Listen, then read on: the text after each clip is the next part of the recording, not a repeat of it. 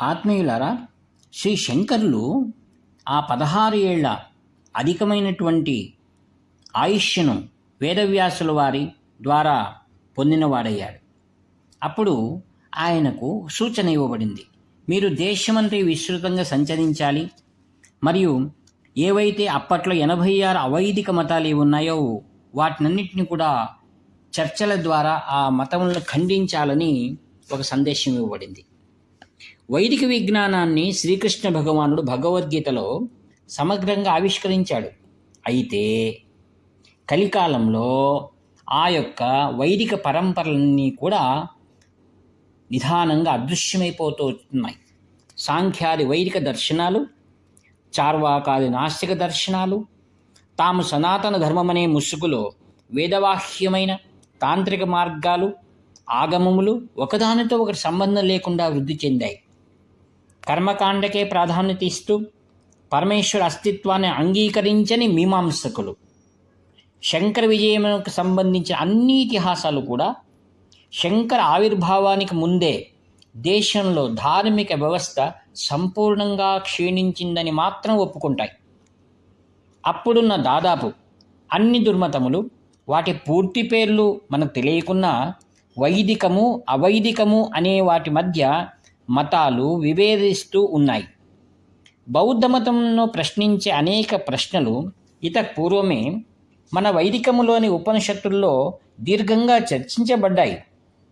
అయితే అప్పటి ఆ యొక్క వేద పండితులు ఎవరూ కూడా బౌద్ధం ప్రశ్నించేటువంటి ప్రశ్నలకు ధీటుగా సమాధానం ఇచ్చి ఎదుర్కొనలేకపోయారు. దానికి కారణం ఏమిటంటే అప్పట్లో బ్రాహ్మణ్యము పరిపూర్ణంగా క్షీణదశకు చెంది ఉన్నది అని శ్రీ కాంచీ కామకోటి పరమాచార్యుల స్వామి వారి సంపూర్ణ అభిప్రాయం.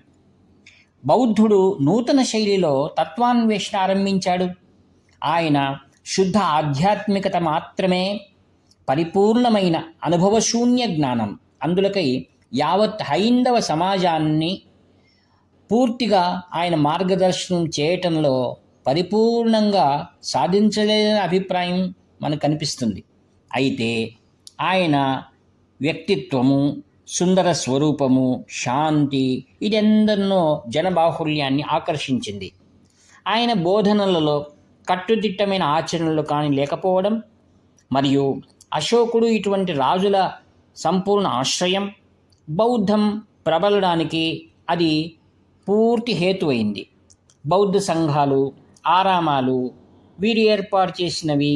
బౌద్ధ భిక్షువులు కూడా ఏం చేసేవారు, గ్రామ గ్రామాల్లో కూడా పర్యటించి సామాన్యులకు కూడా అర్థమగు రీతిలో ప్రాకృతిక భాషలో వారు బౌద్ధాన్ని గురించి బాగా విస్తృతంగా ప్రచారం చేశారు. అదిగాక బుద్ధ భగవాన్ యొక్క విగ్రహాలను అనేక చోట్ల కూడలిలో దాన్ని ప్రతిష్ఠించి సామాన్య ప్రజలు అర్చన పూజాదులు చేసుకునేటువంటి భావుకనికి వారు తీసుకువెళ్ళారు. మరియు బౌద్ధ భిక్షువులు సంచారం చేస్తున్నప్పుడు వారు సామాన్యమైన నిరాడంబర జీవనం, భిక్షాటన జీవనం, మహారాజుల నుండి వారి పరిపూర్ణంగా రక్షణ సహకారాలు బౌద్ధ వ్యాప్తికి పరిపూర్ణంగా సహాయకారిగా మిగిలింది. న్యాయ వైశేషికులు బౌద్ధాన్ని సమర్థంగా ఎదుర్కొన్నాయి. ప్రపంచము బ్రహ్మ రెండూ సత్యములే అనడి ద్వైతవాదము ఈ నైయాకులది. ప్రపంచము బ్రహ్మము రెండునూ లేవనుట బౌద్ధం. ప్రపంచం సత్యం, బ్రహ్మము లేదనుట చార్వాకము. బ్రహ్మం మాత్రము సత్యము, ప్రపంచం మిథ్య అనేది వేదాంతం. కేవలం తర్కబలముతో న్యాయదర్శనం చేత ప్రతిష్ఠింపబడిన పరమేశ్వర అస్తిత్వము వేదానికి అభిమతం కాదు. పూర్వమీమాంస శాస్త్రం ఉంది. వీరు వైదిక కర్మలకు ఇచ్చిన ప్రాధాన్యత ఎంతటిదంటే ఈశ్వర అస్తిత్వాన్నే వీరు లెక్క చేయరు. వేద ప్రామాణ్యవాదంతో బౌద్ధాన్ని మాత్రం తీవ్రంగా ఎదుర్కోగలిగారు. బౌద్ధ ధర్మాన్ని ఎదుర్కోవడంలో శంకరులు, భట్టపాదుడు మరియు అకలంక దేవుడు వీరు ఎంతో కృషి. భట్టపాదుడిని కుమారుల భట్టు అని కూడా సంబోధిస్తారు. భట్టపాదుడు మహాపండితుడు. జైనుల మరియు బౌద్ధులను పరాజితం చేయగల ఉద్దేశంతో ఆయన వారి ధర్మమును బాగా క్షుణ్ణంగా అభ్యసించుటకై అందులో తాను బౌద్ధ విహారాల్లో చేరాడు. వారి బలహీనతలను గుర్తించాడు. తదుపరి వారి జయమును ఆయన సాధించాడు.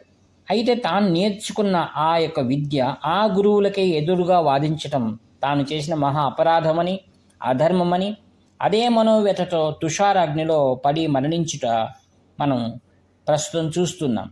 అప్పటికీ శ్రీ శంకర్లు వచ్చి ఆత్మహత్య మహాపాపం అని నివారించడానికి ప్రయత్నించినా అది పొసగలేదు.